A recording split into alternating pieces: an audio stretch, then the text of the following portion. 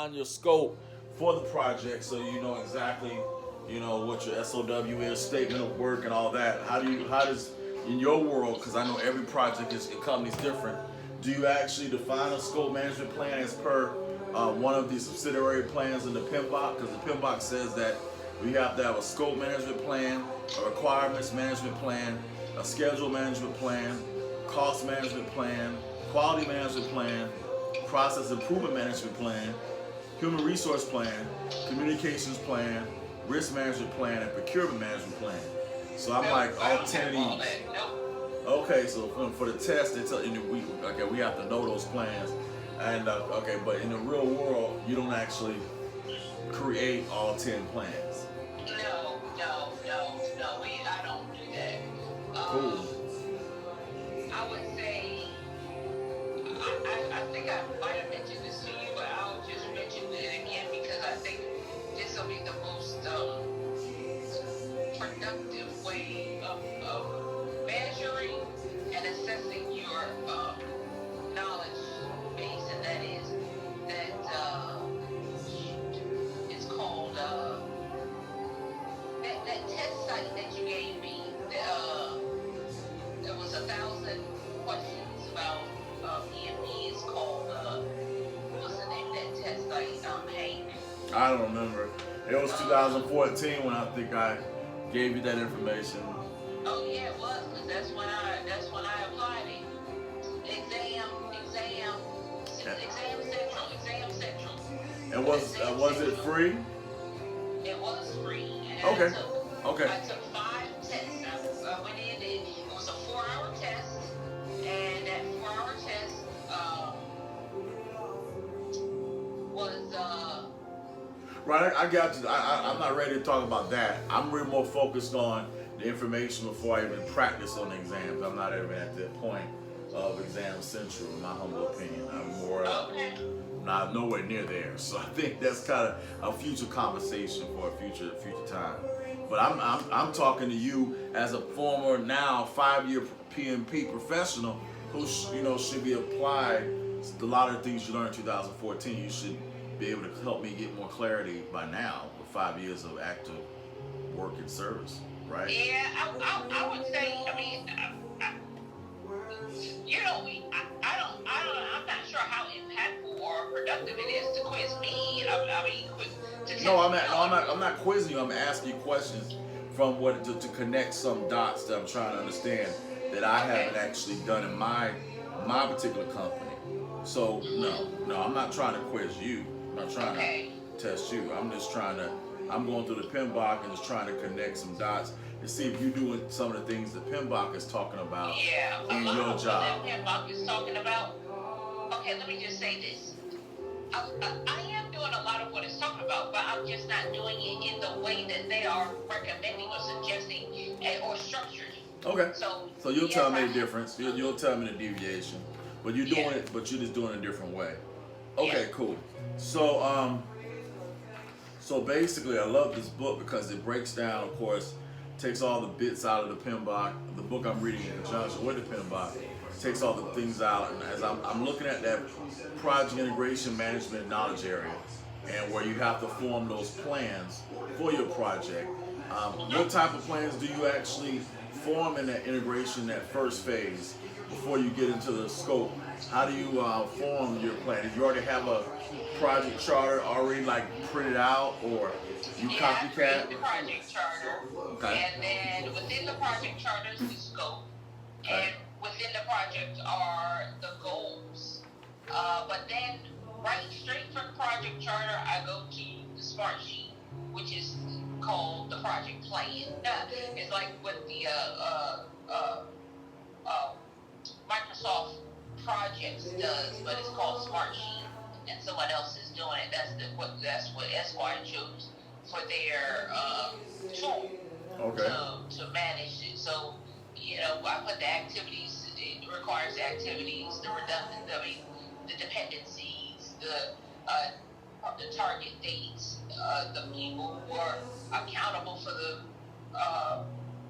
activities, and those who are responsible for the activities. So, and then there's a comment section too. So that's those are the only tools we use.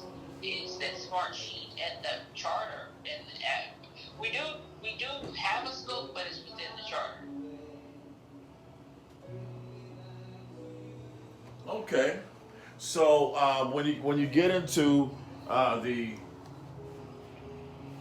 planning process group, because because I've learned as now remembering, you got the initiation phase, you got the planning, you got the executing, the monitoring, controlling, and the closing phase.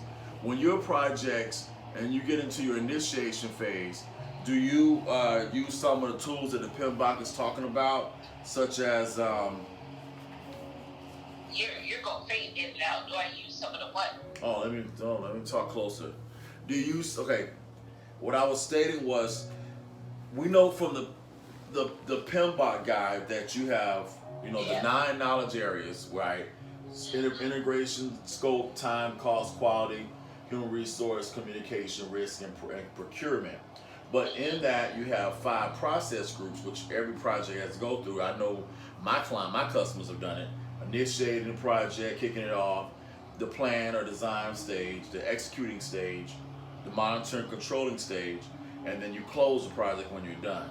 So when your projects that you've done, I know you operate that way.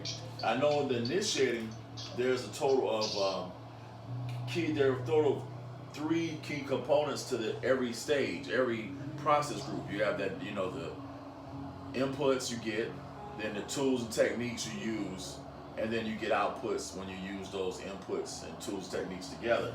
And from the PMBOK, as I'm looking at one of the questions, it says, what is one of those is one of the when I look at the now integration, we talked about the plans, but the next thing is scope. The techniques they told us we got to memorize for those tools and techniques for getting your project scope. A couple of them are interviews, focus groups, facilitated workshops. What types of tools and techniques do you use when you're trying to collect your requirements? Do you use any of these ones for the test? Interviews, focus groups, facilitated workshops, group creativity, group decision Only taking, thing I do is questionnaires, or observational prototypes? none of those. I just have conference calls with the stakeholders, and we do brainstorming. That's about it. So more or less, if it's brainstorming, it'll be more like questionnaires and surveys, right?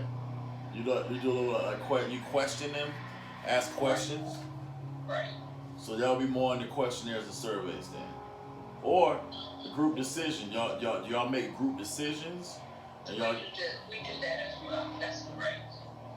Okay, because I'm trying to see how, if we talking this PMBOK stuff, I'm like, I want to be able to say, okay, if I'm paying $400 for this damn test, excuse my French, I really want to see how I can talk the lingo to somebody if I'm trying to interview for a project management position using their words. Yeah.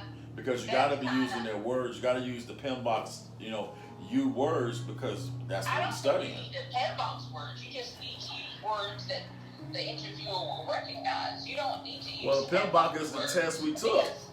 I mean, that's what we're studying. Well, here's the deal. Ali did not read the PMBOK. He doesn't know what's in the PMBOK.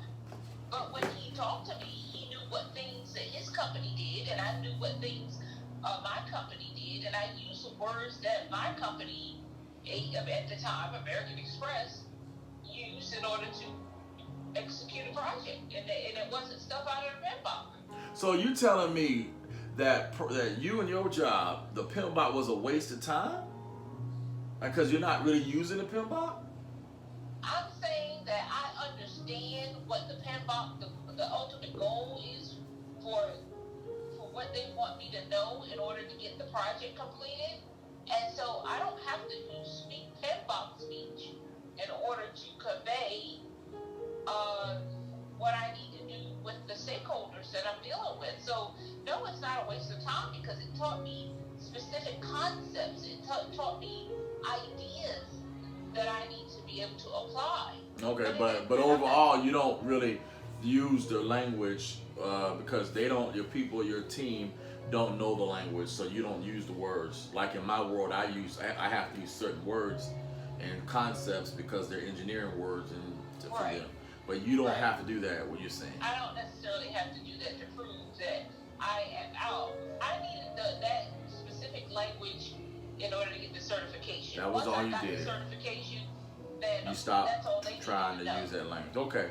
Well, again, I guess You I gotta can use find the somebody language. I'm not suggesting that's that you talking don't, that but language because I'm gonna use the language. I'm not gonna make my own language. If this book is what they're telling me to learn, I'm gonna use exactly the words and the verbs that they choose because that's sure. why I mean, I took the it, test. You know, if I you want work to. for a PMO, the PMO is probably going to expect you to use the language because they have a formal structure that that aligns with the PMI. But I told Okay. you, this company is 400 people big. Yeah, and they're not, and I, because I was thinking that they were hired, that they were trying to be like have a PMO, but it looks like this company don't care about building a PMO. They just pretty much Well, want jobs done. they do want to have a PMO, but the head of that PMO is a general counsel. He's not a project manager.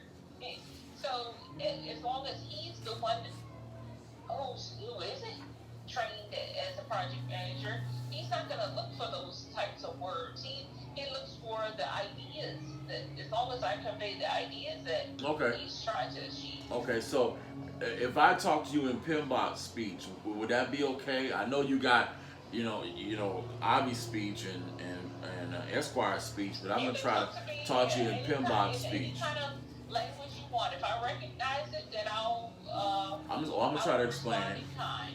Okay, so all right, so let me go into the questions on the under. We talked about scope management. So for your project scopes, does Avi give you the scopes, or do you have to determine what the scope is on these group questionnaires and observations? Or It depends on who the stakeholder is. correct? I is generally not the main stakeholder, meaning the person who is overseeing the project. He oversees me as a project manager, but maybe this is a project that marketing is responsible for, or maybe this is a project that operations is responsible for. They're the ones who I need to align with on the scope. So that's your project sponsor. So you got multiple project sponsors then, because that's the executive that's the leading and allocating you resources and Right. making I the key have decisions. different project sponsors. So for this project, marketing. For that project, operations. Okay. I don't usually have multiple people on the same project. Multiple people sponsoring the same project. Okay, I got you. So when it comes down to the aspects of the functions, and again, I'm learning this now. It's kind of interesting to go back and look at this 5 years later and apply it to the stuff I learned being in engineering. But as I started studying, I remember information in regards to the different types of organizations and each organizational structure. And I wanted to ask you about the organizational structure of yours to see if some of the questions I can kind of go deeper on based upon your organizational structure. So, the question was, I had this so glad. So the 6 organizational structures the PMBOK gives us is functional, weak matrix, balanced matrix, strong matrix, projectized, and composite. I've got to go now later on to get more definitions of each of those, but I'm interested to see if you even remember, if you can kind of compare from your information and your test. Do you remember what those structures were in layman's terms? Each of those different ones were. I vaguely remember what they are. Okay, I have to look it up. What I'm dealing with is balance matrix because I'm not just dealing with functional folks. I go across all functions: operations, marketing, technology. Trying to think who else is included in my HR. So I'm across all matrix. Gotcha. So you're more of a balanced matrix. Okay. I think it's balanced matrix. Cause they got, I'm gonna look them up on YouTube and study that a little bit later. But they want us to know the each.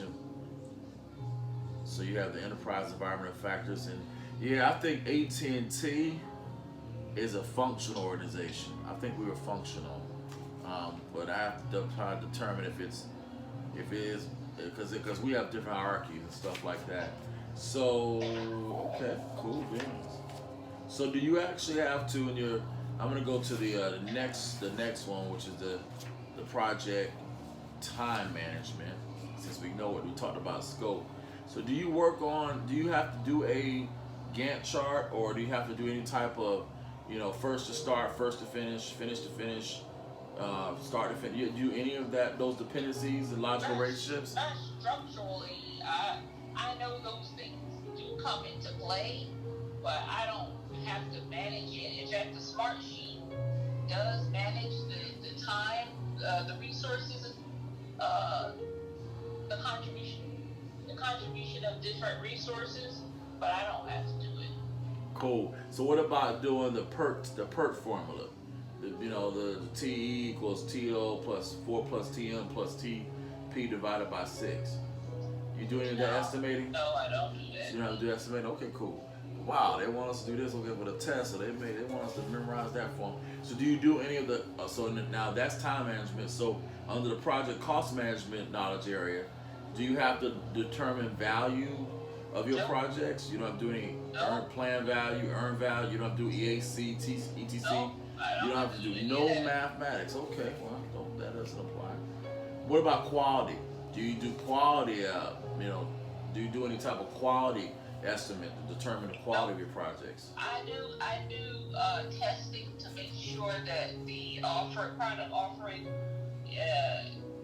flows through our systems, but I don't have to do any quality, no. Okay. What about so I guess that doesn't apply. So you don't have to. So you don't do no cause and effect diagrams, no quality diagrams. You don't do histograms, none of that flow charts. You don't do. Okay, wow. All right. So what about under the next area? I guess would be human resource management. So do you deal with are you responsible for dealing with the types of issues with the team, form the different stages of a team? Do you have to? I know you don't pick your team. Your project sponsor does that, right? Is that the person who picks your team members of your projects? No, the functional areas pick the team members who participate. So if I need something to do, have to do with production, then Hugh Fairman, who is the head of production, he's the VP of production, he designates who participates in the project. Each head of department makes that choice. Oh wow! And so the heads bring. So when it comes down to your projects, I remember the PMBOK wants us to remember. It looks like that there is a total of 5 stages: a forming stage, a storming stage, a norming stage, the performing stage, and then you adjourn and go and separate. When it comes to your projects, do you apply all 5 of those stages, and are they normally hard? Which is the hardest stage to you? Yeah, those stages apply. Yeah, they do. And which is the hardest stage that you've experienced in that? And those out of those 5, which is the hardest to you? Storming. Storming, and why is that? Because when you're starting a project, you got to get a feel for all the people. That's why. Okay. And that's it. Yeah, to understand where each of the people are coming from, what their stake is, what their impact is. That's the most difficult part of the project for me. So but I would think after you have that brainstorming section, the norming would be hard, because now you got to set norms that everybody must follow. How do you set your norms so people know what lane to stay in and not to cross? Once we're done with the storming, they know where they fit in. Okay. So that's not the most difficult for me. Okay. Once they know what their tasks are, what they're responsible for, that's they norm they come to a normal space themselves. So they, and then from there, when you get, so I guess for you, the storming is the hardest part, but the norming is pretty easy. And then they really perform well for you. You don't have any issues in the performing stage. It depends on who they are, what they're responsible for doing, and what their other priorities are. Okay. Do you have any examples from a real life No, perspective? not really. I don't. Okay.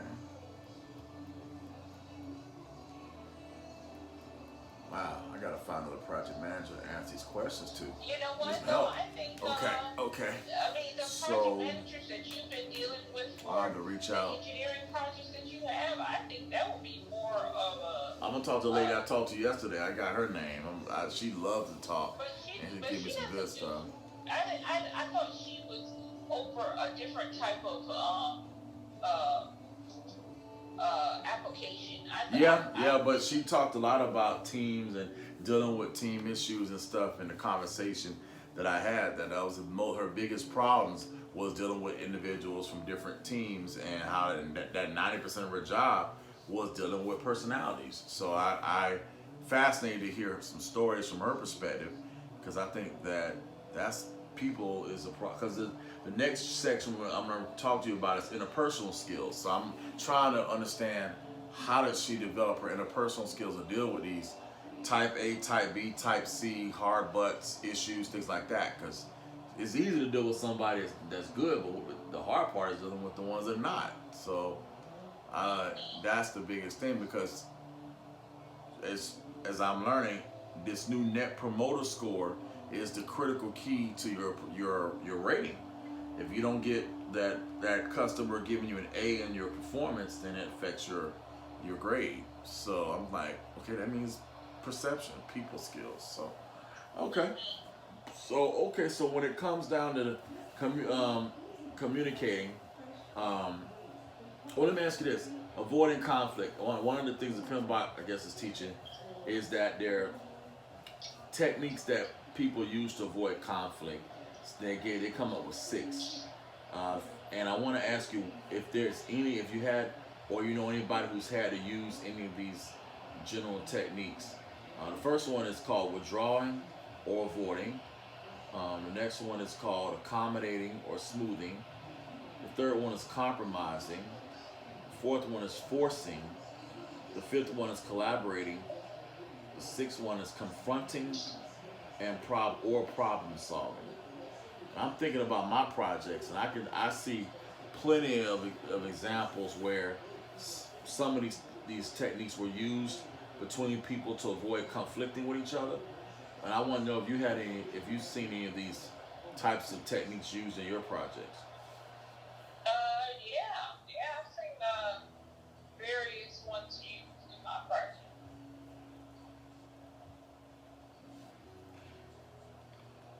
Okay, so that's all you're gonna say? Okay. I'm not sure. Wow. I don't. Okay. Have you seen them? You don't. Can you tell me which one you've seen? I do collaborating. The avoiding was some of my some of my project members do. When they do stuff behind my back, it don't tell me to my face what's really going on, how they really feel. Yeah, I mean, it really these are just people being people, you know. uh, yeah, I mean, I think Zulin was confronting. You know, she was trying to, confront or meet issues head on. You know, but I think there are a variety of them that are used at different points in the project by different people. Yeah, I agree 100%. Thank you for giving me some examples because that's the way I learn is by the different experiences I 100% agree with you. I've seen all six be used from different people and different projects and different stages of a project. So I'm trying to learn as a project manager, if I know these types of techniques are being used, what should I as the project manager do? Because I'm one overall responsible to help resolve the conflict if people are trying to avoid the conflict using these techniques. If that makes sense. I'm gonna ask a couple project managers that question. So okay, so because I guess my mind is I'm trying to take what this pinball they're making us spend all these hours studying and stuff. I'm going to use it. I'm not going to just take it and then forget about it. I hate that. I think it's a waste of money.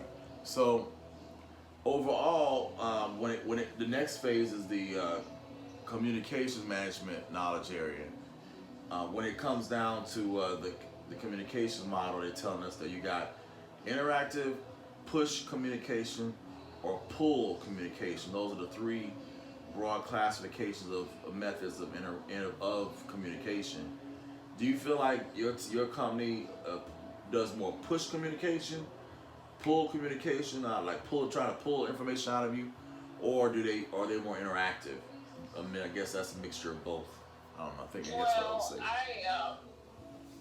It's more interactive and push. When I post the meeting summaries into Confluence and make it available for them to see, and provide the latest updates on what we're doing, the status of what we're doing. We just pushing it out there. So we have the meeting that's interactive, and then we have me posting the information where everybody can have access to. Cool.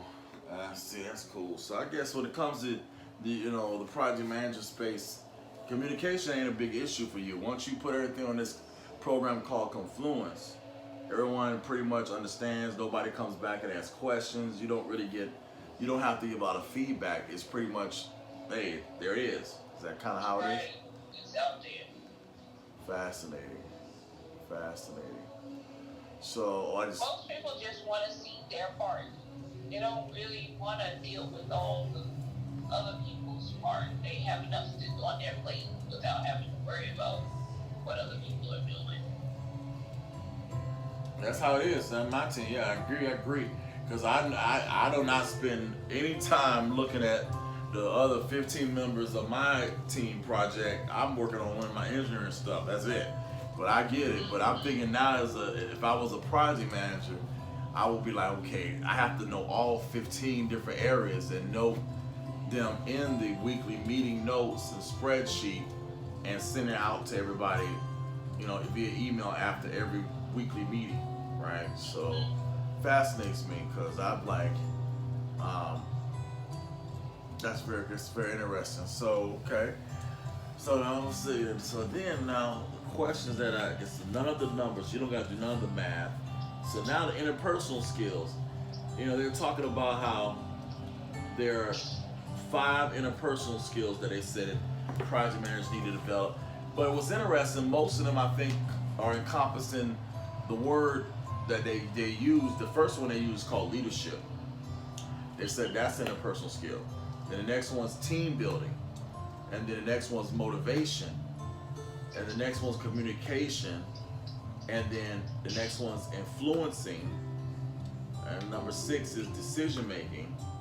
7 is political and cultural awareness.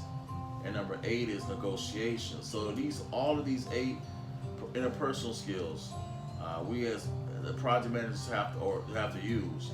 I have project managed in the engineering spot with my task, but as a global project manager, I wonder if you have to use the motivation. I know you use the communication. That's obvious. You do that with with your Confluence.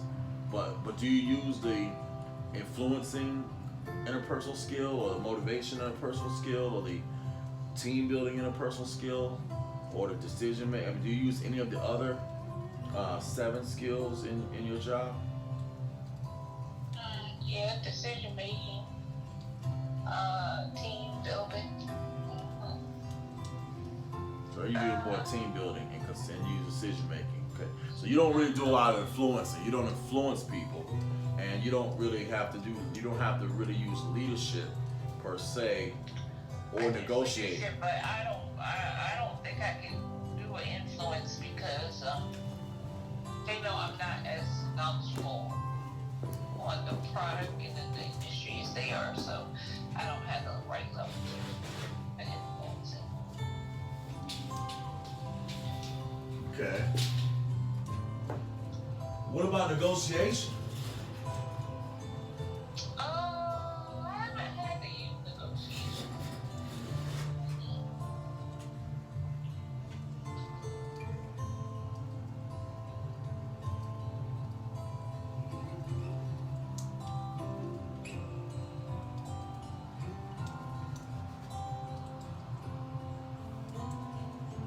Okay.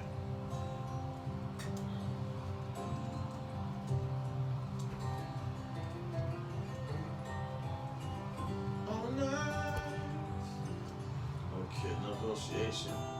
Just don't have to negotiate. Okay.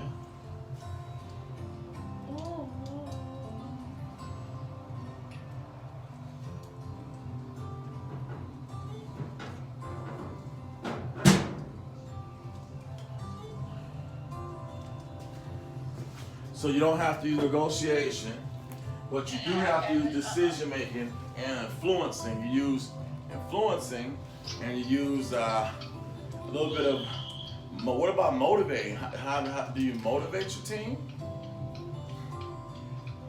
Not sure that I do much motivating.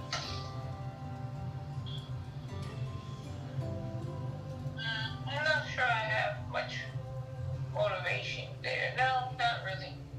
So I wonder if project managers really need to motivate. I mean, they put Yeah, this I in the think book, certain instances, but they're there will not. be. So in real life, I'm wondering if it's really how do you motivate in real life? I mean, and I think it depends on what the project is, what the deliverables are, and who the people are that you have to get things done. oh, I think so. Okay, so, okay. So when it comes down to your community, the way team, the next question they break down is interesting. I'm seeing some interesting terms here. They say that team members use 3 different styles to communicate, and I see that in my job. I see that now more than ever. Direct, logical, or collaborative. Direct, logical, or collaborative. I think my team, and I being a team member, we are more of a logical communication style because of the technical space of the things I do. I have to break down everything in more of an orderly step 1, step 15, step 30, so whatever process. It's not sporadic and jumping all over the place. But I'm also direct as well, and collaborative. I'm trying to see, I memorize that term. I'm trying to connect it to real life scenarios. Whenever I've been directive, interesting. Whenever I've used a directive style of communication versus collaborative. Well, when I need something done, one of my engineers in India, I would use them. Have you had to use the directive style in your job? You know, direct someone to do something? No, I don't think so. Wow, so you don't have to direct. Great. So that's interesting. Well, I guess your direction will come from Avi then, or your project Right. sponsor. Direction does come from Ivy and really the department heads. Correct. So they use the directive style because they're the Yeah. and then you with the logical style. Do you use logical style? I'll use collaborative. Oh. Yeah, I use collaborative more than logical. Okay. All right. Cool. So now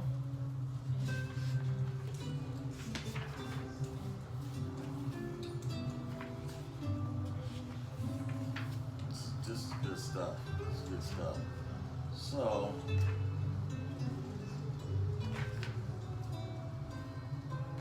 do you think it's going to be worth your? Well, the test cost me. The test was $500, but of course I didn't pay $500 because I was a member of PMI. Excuse me. You think it's worth investing $400 in taking this test for what you're trying to achieve? then we had that conversation yesterday. So, if you don't remember that, I would ask you to think back to what I stated on yesterday in our conversation. No, we did not have that conversation yesterday because today is the first day. Well, the time you brought it that you were gonna pay $400. No, that's not true. We talked about. I told you about that. I wanted to take the PMP, and I told you what my ultimate goal was. I told you that the PMP works with engineers, so it's very helpful and effective. And I told you that probably about 50% of my colleagues that are in my same engineering that have jobs that didn't get laid off also have PMP, so it's very helpful.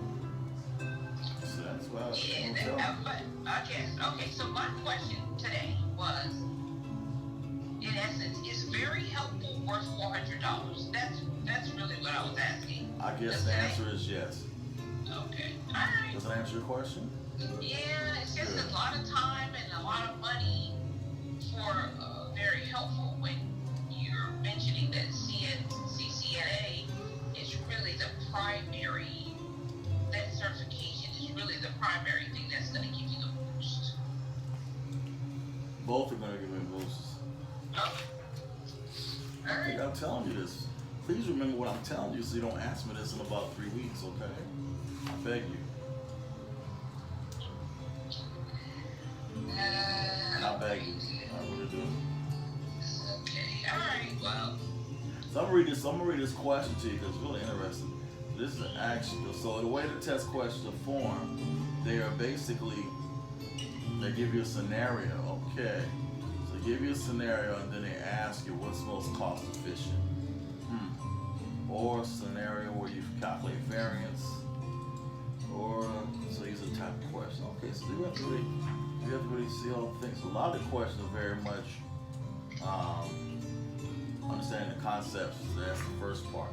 So the other part of the questions deal with more like my situations that I've been in my project at AT&T. All right, so you've been assigned to a program in which you'll work with academic researchers. The program itself involves selecting promising research projects, matching available funding to each research project proposal, and then monitoring progress of each research project, as well as canceling research projects that cannot meet the predefined milestones and benchmarks. So during the project execution, the earned value, or EV, I remember that from studies. All right, that's where the question is on EV. Will serve as a primary cost controllers assessment tool to determine whether the project's progressing according to the project management plan. So then they break down research project A has an EV of 500 and an AC, or actual cost, of 505. So obviously if that's lower than the EV is less than the AC. Research project recorded an earned value EV of 455 and an AC of 450. In that situation, project B has a more higher earned value than the actual cost, which is good. Research project C submitted a cost performance CPI of 1.08, and then research project D gave a cost performance index of 0.94. Which project is the most cost effective? Okay, so that's understanding, comparing the earned value to the cost for CPI. Okay, so that comes right off of cost management, chapter 7. So that, if you understand, that right there, now that looking at the cost performance index, I think they said anything greater than, I gotta find out what is the value greater than 1.08 is that a good number or is that a bad number? Versus I know that looking at the earned value versus actual cost, the formulas I'm studying was value is when you subtract. Yeah, so we have what's called formula is schedule variance is earned value minus plan value, but we don't need that. So they want to get cost variance. Yeah, so that was a cost variance formula. So earned value was 405, and then the actual cost was 400. So that's a $5 difference. So that's that formula. But then he was talking about the CPI, and that's taking the earned value divided by 1.AC. So everybody, they do the same formula. So, and then you will compare the numbers. That's a very cool kind of question. I have to say, that is a very cool question. Do you remember that type of question when you took the test? Yeah. Good. Yeah, because I think that's a pretty easy, honestly, arithmetic question. Okay, let me see if I find one that makes you think. That's more. Okay. This is an interesting one. Oh yeah. Let me read this one to you. So you're working on a project that consists of 5 phases: analysis, design, development, testing, and implementation. That's me. My job is just like that. We analyze, we design, we develop, we test it, and then we implement it or do a cutover. And in the testing phase, okay, failed to meet the project sponsor's expectations. Because of that failure, the sponsor canceled the project and you were asked to perform a closing procedure. So the question is, what should you do next? The answer is, I'll tell you what the answer is, and let's see if you ever had, if you agree with that answer.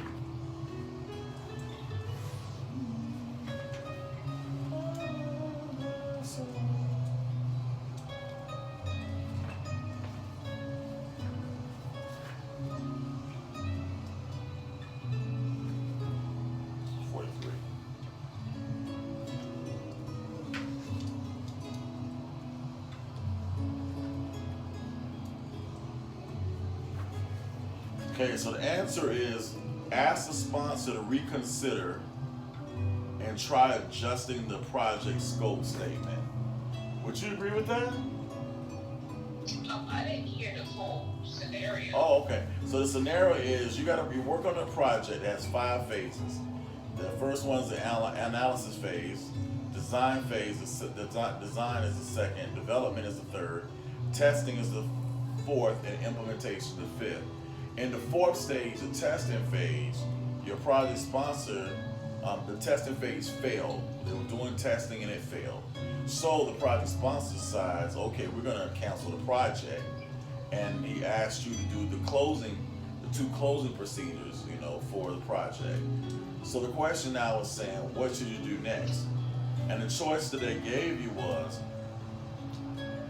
collect project files and documents and begin gathering lessons learned, settle and close any contractual claims associated with the project, make alterations and retest, and hope to meeting the sponsor's expectations, or ask the sponsor to reconsider and try adjusting the project scope statement. So the testing failed, and the right answer is the last one. Ask the sponsor to reconsider and try adjusting the project scope statement, not try to have them retest again. He says, because after the sponsor said we're gonna quote unquote shut it down, the doggone, PMBOK is saying that you should ask for him to reconsider, and they give this long paragraph, and they say, inputs to the close project and project phase include the project management plan, accepted deliverables, and organizational process assets. Make sure I'm on the right page. That's right. I'm right. That's right. That's what it said. So basically, based on that,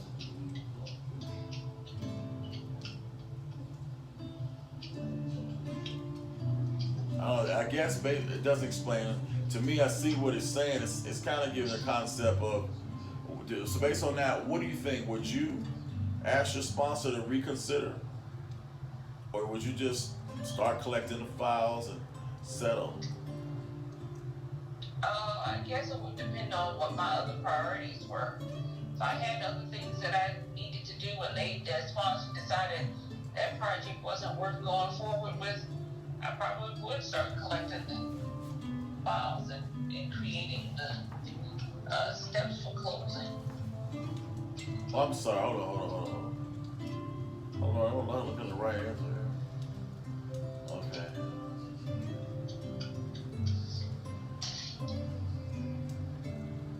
All right. Actually, I misspoke. Forgive me. I was wrong. I looked at the wrong. I compared the wrong answer. The answer I gave was to the wrong number.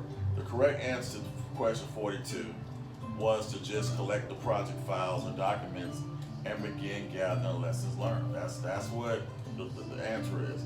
It says one of the closing procedure entails collecting and updating files, project phase closure documents, and historical information. This occurs as part of the closed project or phase process, which also transitions to the final product, service, or result. Although it's not the case in this situation, although it might be appropriate to ask the sponsor to reconsider, a specific mandate is required for you to perform this closing procedure. Selling any contractual claim is a procedure that is carried out as part of the administered procurement process, and making alterations and retesting is not a valid option. So, wow, and that's using PMBOK reference. So, and it's interesting. I like how they not only give you the scenario, but they kind of explain it in a paragraph form why the answer's the right answer. Why is the good answer? So in that scenario, yeah, you just can't change and retest. If the sponsor says close, you close. I'm gonna find another scenario. I like the scenarios because that's where you learn real project management. What answers? It's in these real scenarios. All right, here's a good one. I'm looking at number 33. You've been assigned to a program in which you'll work with academic research. You said already. Did I say that? Let me make sure I said that. Yeah. Oh no, I didn't. This is a different one. Okay. So here's a scenario. You've been assigned to a program in which you'll work with academic researchers. The program itself involves selecting promising research projects, matching available funding to each research proposal, monitor the progress of each research project, and then cancel research projects that cannot meet the predefined milestones and benchmarks. So that was the exact same question I gave you a few minutes ago, but they changed this next part to this. During the project execution stage, the earned value management technique will serve as a primary cost control for assessing whether this is progressing, per the project management plan. And then here's the question: what must you do as a project manager using the primary cost control assessment tools? What must you do as a project manager to facilitate the application of the earned value techniques on various research projects? And here are the choices.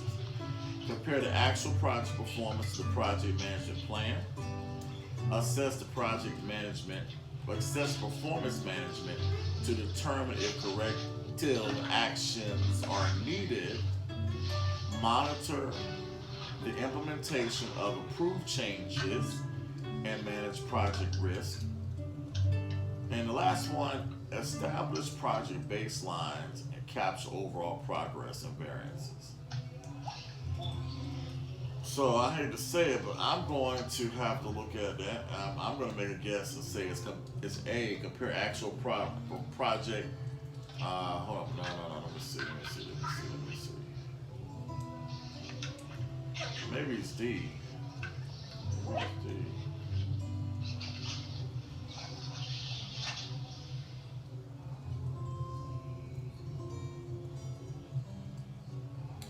I'm gonna go with A. Every time I see first question, I'll stick with it. So let's look at A. So what do you think the answer is to that question? Would you just compare the actual performance to the project management plan, and if it is good, you will take it, or would you assess the project performance to determine if corrective action needed, or would you just monitor the implementation of the approved changes and project management risk? I think that's obviously wrong. And then D, establish project baselines to capture overall progress and variances. I'm thinking it's D. What do you think? Because you want those variances. I think it's, you want to check the cost variances, and you want to get those two variances, CV versus what's it, PV? I think that makes the most sense in this case. I think it's that. Well, let's see what they answer that. 33. I think it's getting that cost variance. We're getting cost variance. The answer was D. All right. I was right. It's D. Establish a baseline and get overall progress. The key word was the variances. That was the key word, because that goes to the formula. And then here's what they say in the answer. They got a big old paragraph. Look at this paragraph. It says, although comparing actual performance to the project management plan, assessing performance, and monitoring the implementation of approved changes and managing the project risk are important components of the project monitoring control, they do not necessarily relate to the question. To facilitate earned value management techniques, the project manager must establish project baselines from which overall progress and variances can be calculated and compared. Yes, sir. I see that. Good writing. So when you understand that those hard questions, that's what I'm gonna get though. As I see that, Frank. I see. That was good. That was good. So again, I know you don't have to do any variances. You don't have to calculate none of that stuff in your project. So you really blessed in that regard. I don't think AT&T, they don't do that, but I guess in other companies they do. AT&T is more of a process. They don't even really do, like, we didn't calculate variances in any of my projects. That was already, I guess, paid for in the contract. That was already, the customer already, signed the contract. So in essence, there was no, variance. I'm trying to think. There's already a solution, and there's a price for the solution, and the customer accepts that in the, I would say,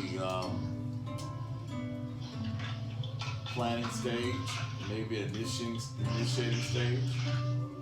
Definitely, it has to be in the initiating planning stage. It's got to be in those two stages. Well, so it's interesting because whenever we run over on like turn ups and stuff, we would, I get paid overtime, but I don't think it was getting chalked up to the customer. I was getting chalked to the AT&T. Right. So the cost didn't vary to them. So, I wonder what projects will have a cost variance. I wonder what type of projects will have that type of cost. That's interesting. Probably construction. There we go. That is it. That's a good one. That's a great one. Yeah, that's powerful. There it is. You said it. That's it. That was deep right there. So I appreciate that clarification on some of the questions. I've been studying, doing videos about 2 hours on this already, and going through about 100 questions, and I videotaped them on YouTube and upload them to my channel so I can listen to them. And I've been going over that PMBOK, and I'm just blown away. Now PMBOK is so easy because I can apply it to everything I'm doing at AT&T. And it's like, they just didn't use the terms. Everything we're doing, but it wasn't put in the PMBOK terms. So if I can connect the dots from AT&T terms to PMBOK terms, then it's easy. So the biggest part, I think, is just, as you said, it's just doing the test and practicing and doing them and getting through. I'm gonna try to aim for like 1 minute per question. That's the time I'm timing myself. 1 minute and move. No more than 1 minute per question. Because again, it is about time. So How was your day? How was your day at work? How, I mean, your brother, you got your brothers in the car fixed, the scenario fixed? Yep. Got a new battery and running smoothly. It'll be here for 30 days and I'll switch it out. That's cool.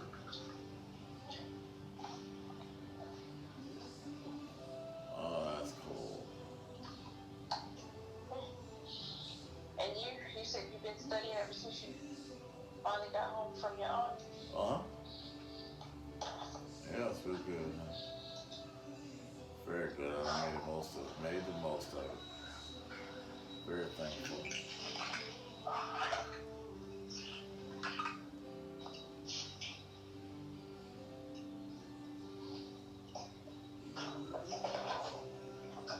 I'm looking at it now and I can't believe that I'm in that scene. That's like you did the same thing you did a good job. Believe this weather, Frank. I'm Tony Provenzano. It's been quite a day. My cousin, and we've come for a meeting because Hoffman is my endorsement. I think I have lunch with my For the teachers. They go mentee. freezing to death in New York. Look at us. Good job. Harry don't live here all year round. Beautiful. It's summer. What? It's summer. People aren't freezing to death in New York. It's summer. In my mind, it's always 8 degrees in New York. I'm making a point. We're two egos that clash tonight. We just shouldn't be in the same room. And in this particular meeting, it goes against everything that Jimmy stands for because he doesn't, he's like what you said, he's a very stubborn man. That's making a point for him. He just doesn't do that. So he needs my endorsement to be able to run again in the elections. So this meeting's being called for him to be able to ask me. Making a point. Making a point, just like that. Say you That was just good. That was good. This is Oh man. So I put Booby to bed. He's been up and having a good time and with me, and so now it's about 10 o'clock. And so yeah, I heard definitely wait up. And yeah. And I like my fireplace for the first time on first day of winter, because this is the first day of winter. It was some winter solstice, shortest day of the year. So I have to like my First time fire. you've been there for 3 years, Hank? No. I've liked my fireplace every year since 2016. You unfortunately you weren't here. I said first time for the for this year. Oh, So yeah, so it's I'm glad. I did a lot of firelight last year. That's why if you ever see, if you look closely at my fireplace, you see all that soot, because that comes from all those fires. But it's good. The dog Simba was barking at the fire. He liked it. First time he had a chance to see fire. anywhere. Florida, Timbuktu. So I'm very happy for him. For me. Yeah, so it's definitely. I thought there were 10 areas. Referring to fire? Okay, Ma.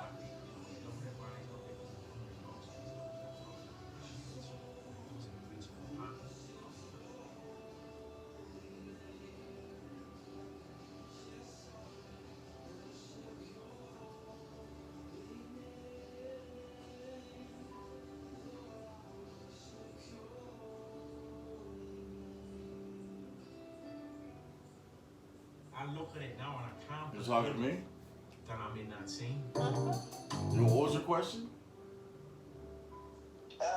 You said I thought of. Were you talking just now to me, or you were talking to something else? What's today? The 22nd, 21st? First day of winter. 22nd, 23rd. Okay, that's Monday. Thank God. And this is how you dress in Florida? In a suit? For me? Anywhere. Florida, Timbuktu, I dress in a suit. For me. I mean, the shit I so thought there were 10 loud, so areas. breezy. Hank. We found the original shit. When I did it was 10. I'm Are you sorry. doing the latest $10 step up what? update to it? I'm missing something. $10 Jerry's? 10 knowledge areas. Oh, the knowledge areas. Well, I could be wrong. It may be. This book is on the. I hate to say it. It's the Pinbach 4. So maybe there's a Pinbach. This is an old book I'm reading right now. It came out 2012. So I may be another area. So it may be Yeah, something you don't different. need to be looking at that because even the one that I did, there was they were going to change the test after my test for the next. Well, I compared some of the things on the sixth line. edition, I compared. I think I'm double check, but there's like one extra management section, but or knowledge area, but the first 9 I see are in the Pinbach 5. So if there's a 10th one, it may have just made another one up just to make another one up. But I think the knowledge area is still the same, and the process groups are still the same. I'm pretty sure it's initiating, planning, executing, monitoring, controlling, and closing. So I mean, I'm just at that area. I'm at the scope and integration, scope management, time management, cost management, human resource management, quality management, as well. So we're at procurement management. So I'll have to double check and see. I can see that in a second. I'll look online. Well, but overall, if there's a 10th one, let me know what you found it to be. Because if there's a 10th one, they must just made a 10th one up. I wonder what that would be. Wonder what a 10th one would be. Man. Maybe it's a 10th one. What did you just say? I apologize for being. I mean, I'm just thinking. What is your name? I mean, I'm looking it up, but if there's a 10th one. I made it home. Can you call me on the home phone, please? Oh, sure. That's your number. Thanks. Okay, so we're recording.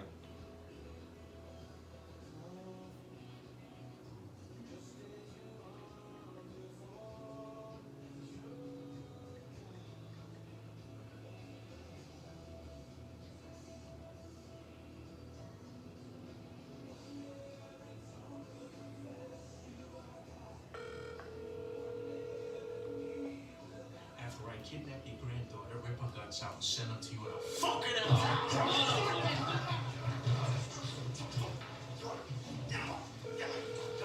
And we've had an altercation before when we met in prison. I was owed £2 million, which is a lot. Sure, hello there. Especially back then. How are you? I think, did you say stakeholders? No, I didn't say stakeholders.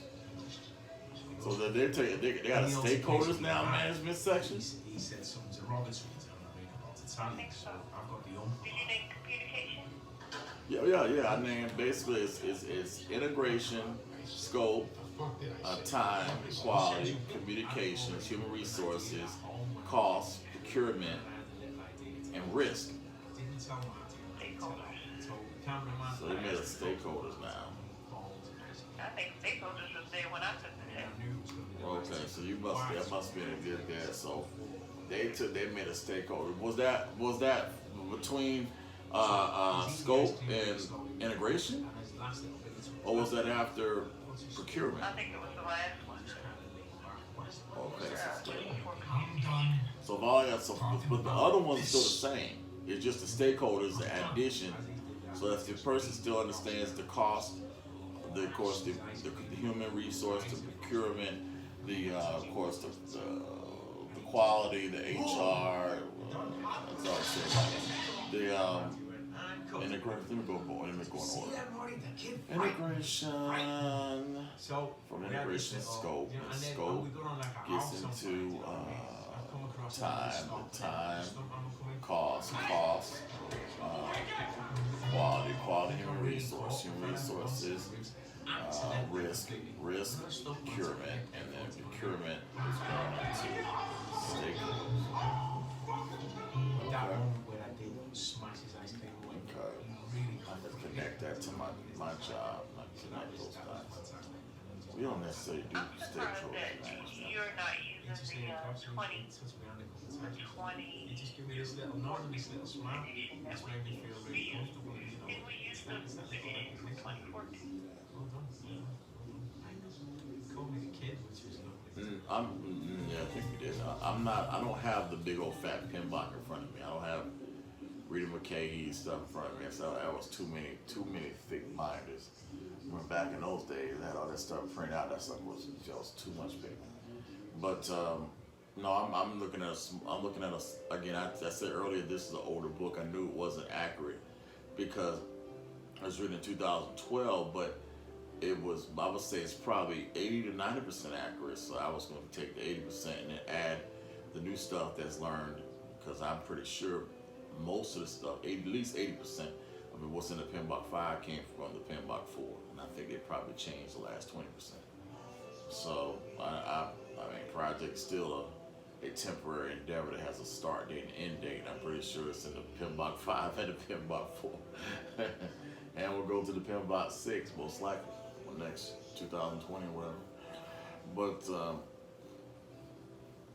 it's been fascinating to go back and now look at some of my projects and actually look at it from a PMBOK perspective, because I can see how so many of these project managers are not doing a good job because they're messing. They're not using a standard.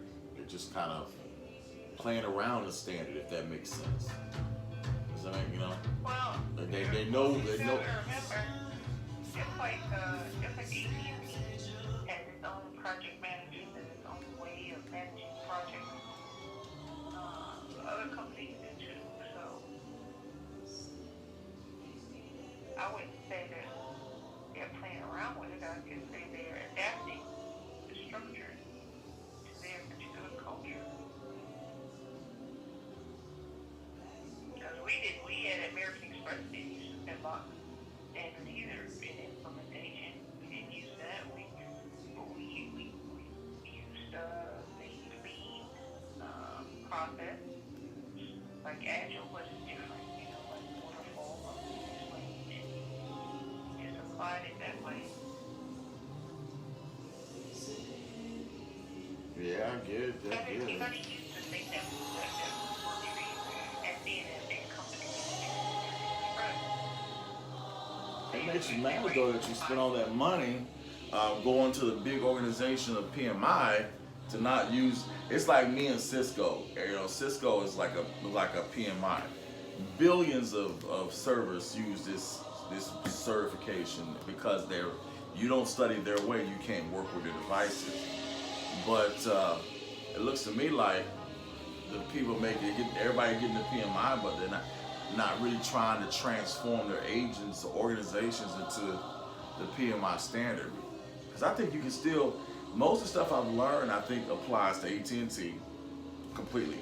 There's nothing that I've seen that don't apply to AT&T, as far as dealing with teammates, norming, avoiding conflict, stuff like that. Does that make sense?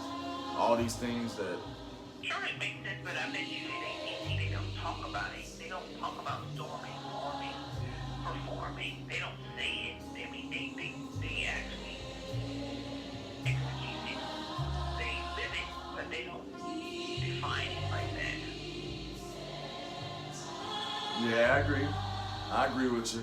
But it's funny though, but a lady told me, and I was talking on Friday, she said, definitely get that PMP. Even if she said it will help you tremendously in this job at AT&T. So I still believe that they value it for reasons that are beyond my knowledge. But so I feel if I take the information and I speak that language, even if they change it up a little bit, that still gives me power. That still gives me position, not really position power, but personal power. Because they know that I'm an expert because I've studied it. But and to me now I see why you need it, because if you don't have a standard, projects just go all over the place and it never ends. It just becomes a lot of reiterations and just frustrated stakeholders and pissed off people on the team. So it's I can see why you need some type of a platform. I agree. Back then when I was working in my first job, I started studying for the project management test right before I lost that job, and Sharon put me in this job I'm in now. And that's when everything changed, in 2013. So that's why what I see now, it was the best thing that ever happened, because being on this team, I see why our projects, some of them weren't done right. I see why customer was upset at certain deliverables. Well, my fault. The other team members, teams, but I was on the broader team. So yeah. So tomorrow, today is Saturday, right? Yeah. So yeah, I'm looking forward to go to church on Sunday tomorrow. The Christmas place is gonna be awesome. I'm looking forward to that. Yeah. So I can't believe Wednesday's gonna be Christmas. Yeah. So excited. So beautiful. So when we celebrate the spirit of Christmas, Jesus. Lord. So yeah, so I'm glad everything worked out for you in the car. That's good. Did you get a chance to see Angela? Yeah, that's why I didn't answer the phone, so I came out with her. Oh, I didn't know. That's what I was asking. How is she doing? Nice, fun. I got my pods. If they, they're not scratched up like the other ones were. Okay, so now I have everything I need.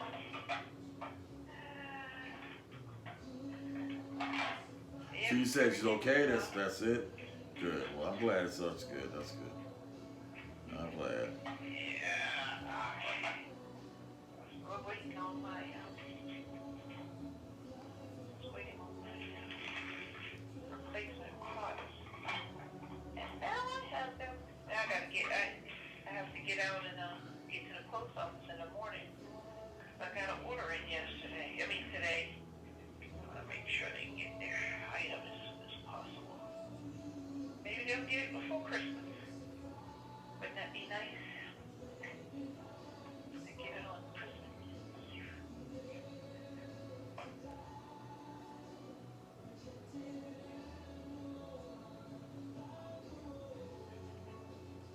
That's right.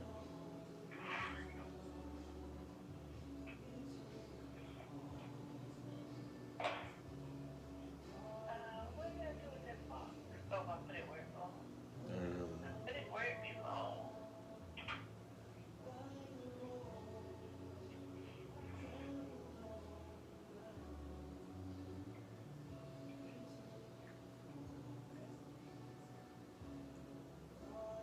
Busy day, busy day, busy day.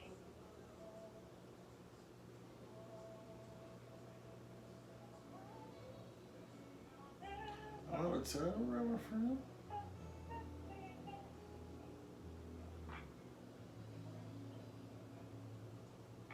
I'm really thirsty.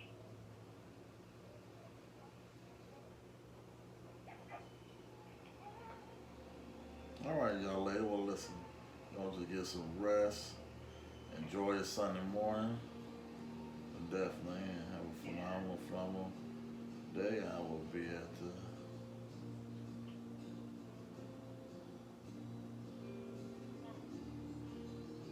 Yeah, so, okay, I will so enjoy if it. sometime this week I can just be simple.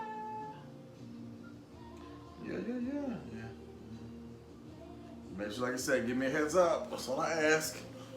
Because I know me, I'm gonna be grinding, moving, going, grooving, trying to make the most of this time. I might do Monday because I made my mentee for dinner, so.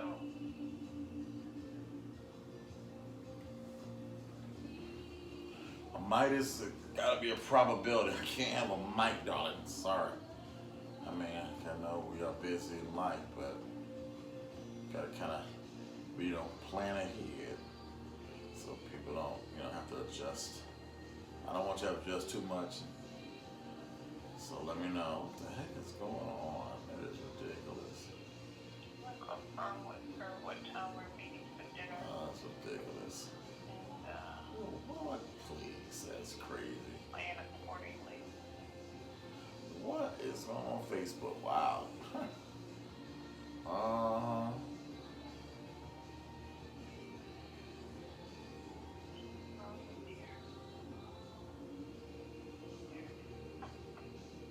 All right. Okay, Hank. All right. Well, thanks for keeping me company on my way home from Conyers.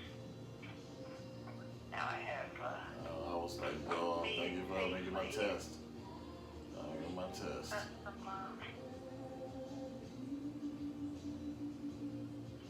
planning to do.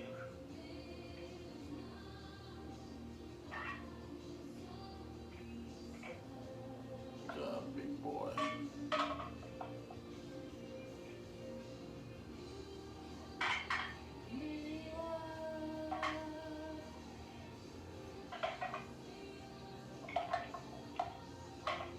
Oh. See.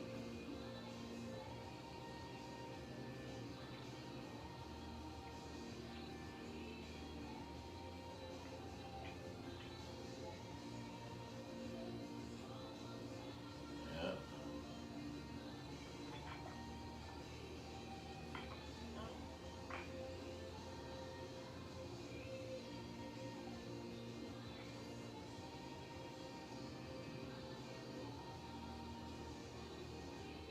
All right, darling. You said get some rest, and we'll talk another time.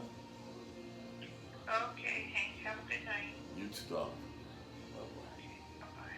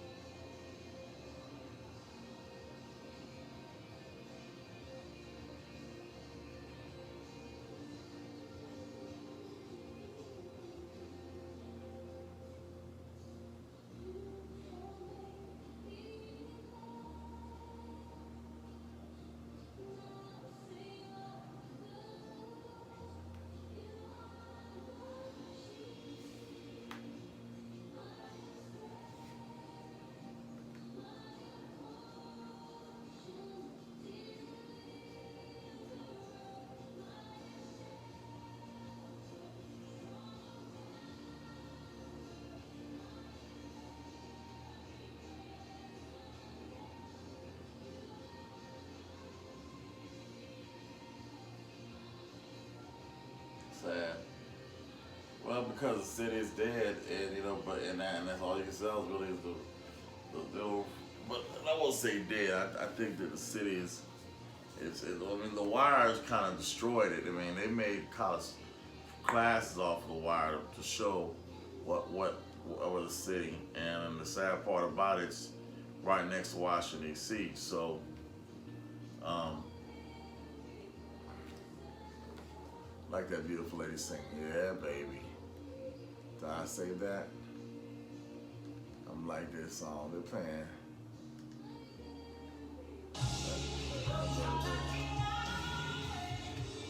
Come on, beautiful black woman. I love y'all.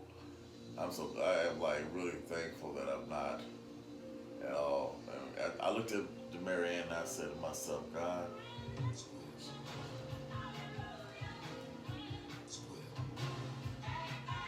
Just when you thought my intros couldn't get any worse, you just had to one-up yourself for the finale, didn't you? Congratulations. wow. Yes, the final episode of Season 1's Watchmen is here, and holy crap is it a bad day to be a white supremacist. In this video, we're going to break down the episode, and you're going to want to stick around till the very end, as we'll be going over some of this season's biggest unanswered questions and what it could mean for Season 2. There's also a secret link if you hover your mouse over a certain word in the latest PDpedia article, and I'll be going over that as well. So let's get into it. We begin on a film slate, fitting since Adrian Veidt is recording his message to the future President of the United States, Robert Redford. This is the year 1985, however Redford won't be given this recording until January out all the crew here at Vite's Antarctic base are Vietnamese. We later learn they're refugees from the war, and Adrian has taken them in, most likely because they're the only ones he can trust. We've seen how the Vietnamese hate Dr. Manhattan and the occupying US forces, so it makes sense that Vite would take them in as they both have a common goal in getting rid of the Doc. On his desk, you can make out these little Ozymandias figurines just like in the comic. Later on in the episode, he'll even become frozen like one. We're then introduced to Lady True's real mother, a Vietnamese refugee working as a cleaning lady for Vite. It's implied through young Bien's dreams that the real Bien was a survivor from an American attack during the war, which left her village burned to the ground. An attack likely perpetrated by Eddie Blake, the comedian, and his squadron, the Blazing Commandos, who were known for burning down villages. Bien knows Adrian's password, Ramses II, the same password he has in the comics. Ramses II was regarded as one of the greatest Egyptian pharaohs, and we know how Adrian has a hard-on for Egyptian history as well as Alexander the Great. He even keeps vials of semen behind a picture of him, and that's what she's here for. On the computer interface, we get these prompts of tying and untying the knot, which is a reference to the Gordian knot. As impenetrable as the Gordian knot itself. A knot only Alexander the Great could untie. Beyond retrieves vial number 2346. I mean, it must get a little lonely down there in Antarctica, and we know Adrian doesn't partake in sex, so jerking off over 2,000 times seems reasonable, right? Before preparing her cum gun, Bien recites the ancient myth of Lady True, which tells the legend of a Vietnamese woman who was able to fight off the invading Chinese army. Bien will later give birth to Lady True, who shows up on Karnak in the year 2008, saying she's Good Adrian's boy. daughter. You are the father. Here we see the episode's title, See How They Fly, which is a lyric from the Beatles song I Am the Walrus, which plays at the end of the episode. True knows that Adrian was behind the trans-dimensional attack in '85, probably because her mother told her. She's been spending her time building a quantum centrifuge, a machine that would allow her to take Dr. Manhattan's powers so she can actually make some change in the world, like end world hunger and stop wars for good. Adrian interrupts, however, telling her that it won't be possible considering Dr. Manhattan is all the way on Mars. But True has launched probes into space which can detect a specific type of radioactive energy that Manhattan emits. And she's found that he's on Europa, a moon of Jupiter. The only problem is she needs $42 billion to construct that quantum centrifuge. Adrian is not keen on the idea. Like him, she needs to make her own way. She needs to prove that she can achieve these things on her own. He sends her off saying he'll never call her daughter, but as we find out later on in the episode, he eventually does. True even acknowledges the effort it took to write the word daughter instead of saying true, which has less letters. The fact that we took the time to spell out daughter, it meant a lot to be acknowledged. Back on Europa, we see Vite's cake has seen better days. He's used the horseshoe he acquired from it to dig his way out, waiting for True's pod to whisk him away. A horseshoe that has been whittled down sharp and will later be used to stab the Game Warden. As we'll find out, the Game Warden was Vite's creation so he could have an adversary while he was dead, something that would keep himself from going mad. They had planned this all along. That's why we have Brooks mistakenly give him a horseshoe in episode 1. So this plan was hatched several years ago. I'm hoping to come up with a timeline video sometime tomorrow, so I'll chronologically place it. So if you're not subscribed yet, make sure to do that and stay tuned. There's also another fun little nod here of Adrian catching a bullet. In the graphic novel, Vite successfully catches a bullet after Laurie fires at him.